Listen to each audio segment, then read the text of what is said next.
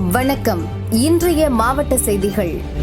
விழுப்புரம் இணை சார்பதிவாளர் அலுவலகத்தில் லஞ்சம் கோர தாண்டவம் ஆடுவதாக லஞ்ச ஒழிப்பு போலீசாருக்கு தகவல் கிடைத்தது.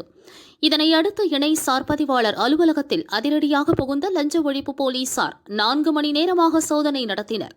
சோதனை முடிவில் கணக்கில் வராத 1,80,000 ரூபாயை பறிமுதல் செய்தனர். முக்கிய ஆவணங்களை கைப்பற்றினர். இணை சார்பதிவாளர் தையல் நாயகியின் வீடு நெய்வேலியில் உள்ளது. அங்கும் இன்று காலை முதல் லஞ்ச ஒழிப்பு போலீசார் ரெய்டு நடத்தி வருகின்றனர்.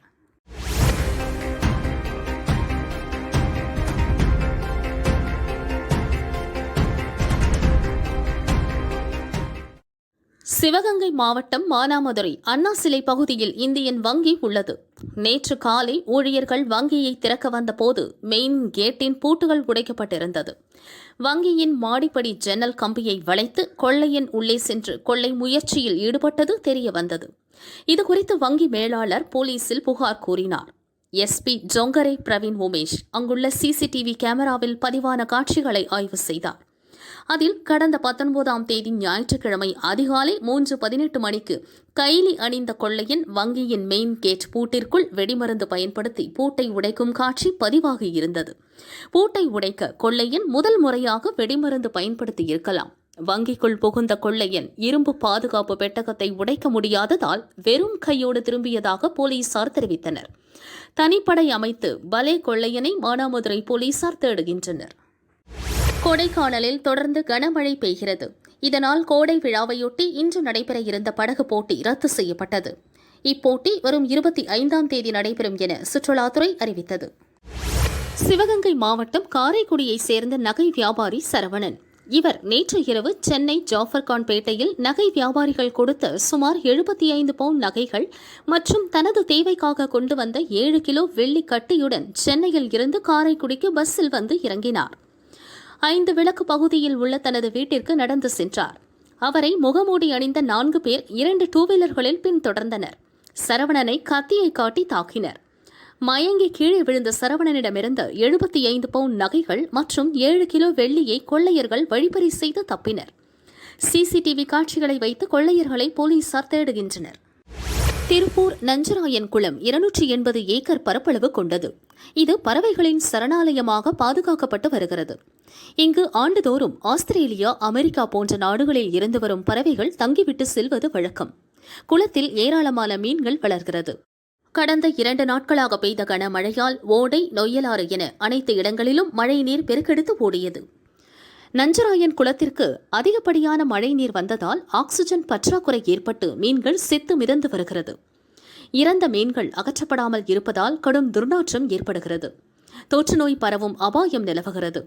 அழுகிய மீன்களை பறவைகள் உண்பதால் பாதிப்புக்குள்ளாகி வருகின்றன. குடியிருப்புவாசிகள் மற்றும் பறவைகளின் வாழ்வாதாரம் கருதி செத்து மிதக்கும் மீன்களை உடனடியாக அகற்ற வேண்டும் என சமூக ஆர்வலர்கள் வலியுறுத்தினர். மீன்வள அதிகாரி கூறுகையில், தொடர் மழை காரணமாக இயற்கை வளங்கள் அடித்துச் செல்லப்பட்டு குளத்தில் வந்து சேர்வதால் மீன்களுக்கு போதுமான ஆக்சிஜன் கிடைக்கவில்லை. இதனால் மீன்கள் இறப்பது வழக்கமான ஒன்று. இறந்த மீன்கள் மற்றும் தண்ணீர் தரம் குறித்து ஆய்வுக்கு உட்படுத்தப்படும் என்றார். திண்டுக்கல் ரவுண்ட் ரோடு புதூர் சக்தி சந்தான கணேசர், விஷ்ணு துர்க்கை, தட்சணாமூர்த்தி, லிங்கோத்பவர், சண்டிகேஸ்வரர் மற்றும் காலபைரவர் கோவில் உள்ளது. இக்கோவிலில் பரமேஸ்வரி அம்பிகா சமேத பரமேஸ்வரர் சுவாமி 1ஆம் ஆண்டு வருடாபிஷேகம் மற்றும் திருக்கல்யாண விழா கோலாகலமாக நடைபெற்றது. விழாவில் முஸ்லிம்கள் பங்கேற்று பூமாலை, வளையல், பட்டுச்சேலை, பழங்கள் உட்பட 21 வகை சீர்வரிசை பொருட்களை சுவாமிக்கு அளித்தனர். இதில் ரவுண்ட் ரோடு புதூர் ஜும்மா மஜித் பள்ளிவாசல் தலைவர் இஸ்மாயில், செயலாளர்கள் முகமது ரஃபீக், பொருளாளர் முகமது ஹவுஸ், 18வது வார்டு மாநகராட்சி திமுக கவுன்சிலர் முகமது சித்திக், முன்னாள் எஸ்ஐ பஷீர் அகமது, கான்ட்ராக்டர் வெள்ளைச்சாமி, பள்ளிவாசல் உறுப்பினர் ஷாஜகான் உட்பட ஏராளமானோர் பங்கேற்றனர். சந்தான கணேசர் வருடாபிஷேகமும் மீனாட்சி திருக்கல்யாணமும் நடைபெறுகிறது. இந்த விழாவிலே இஸ்லாமிய பெருமக்கள் மற்றும் அனைத்து பகுதி வாழ் மக்கள் அனைவரும் கலந்து கொண்டு இந்த விழாவினை சீராகவும் சிறப்பாகவும் கொண்டாடி வருகிறோம். இதை பெருமைப்படுத்துகின்ற வகையில் பல்வேறு அமைப்பினரும் இதில் கலந்து கொண்டார்கள். இதில் இஸ்லாமிய பெருமக்கள் சீர்வரிசை செய்து கோயில் நிர்வாகத்திற்கும் கோயில் அனைவருக்கும் மரியாதை செலுத்தினார்கள் என்பதை தெரிவித்துக் கொள்கிறோம். இந்நாளில் நல்ல மத நல்லிணக்கத்தையும் மற்றும் பக்தி வழிபாட்டையும் மெருகேற்றும் வகையாக இந்த விழா நடைபெற்று கொண்டிருக்கிறது.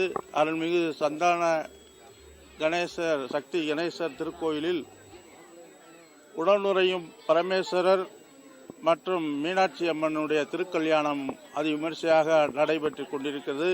இந்த விழாவினை எடுத்து செய்ய வேண்டும் என்ற நிர்பந்தம் யாருக்கு கொடுக்கப்பட்டிருக்கிறது என்றால், தேசிய அறக்கட்டளையை சார்ந்த திருவாளர் தனபால் அவர்கள் தலைமையிலே ஒரு டீம் உருவாகி அவங்க அந்த வேலையில எங்களுக்கு ஒத்துழைப்பு கொடுத்து நிர்வாக சுமையை குறைப்பதற்காக அல்லும் பகலும் பாடுபட்டிருக்கிறார்கள் என்பதை தெரிவித்துக் கொள்கிறோம். அதனுடைய இஸ்லாமிய சகோதரர்கள் என்றும் உங்களுடன் நாங்கள் இருப்போம் என்று எங்களுக்காக ஒத்துழைப்பு தருகிறார்கள் என்பதை இந்த நேரத்தில் பதிவு செய்கிறோம். நன்றி, வணக்கம்.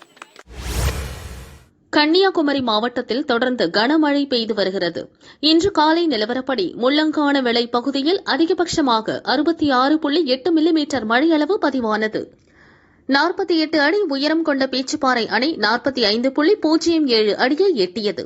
இதையடுத்து 3வது நாளாக உபரி நீர் வினாடிக்கு 1046 கன அடி நீர் வெளியேற்றப்படுகிறது. 77 அடி உயரம் கொண்ட பெருஞ்சாணி அணை 49.45 அடியை எட்டியது. 18 அடி உயரம் கொண்ட முதல் சிற்றார் அணை 11.61 அடியாகவும், 16 அடி உயரம் கொண்ட இரண்டாவது சிற்றணை 11.71 அடியாகவும் உயர்ந்தது. வெள்ளப்பெருக்கு காரணமாக 3வது நாளாக தெற்பரப்பு அருவியில் குளிக்க தடை விதிக்கப்பட்டுள்ளது. தாமிரபரணி ஆற்றில் வெள்ளம் கரை புரண்டு ஓடுவதால் கரையோர பகுதியில் வசிப்போர் பாதுகாப்பான இடங்களுக்கு செல்ல நீர்வளத்துறை எச்சரிக்கை விடுத்துள்ளது.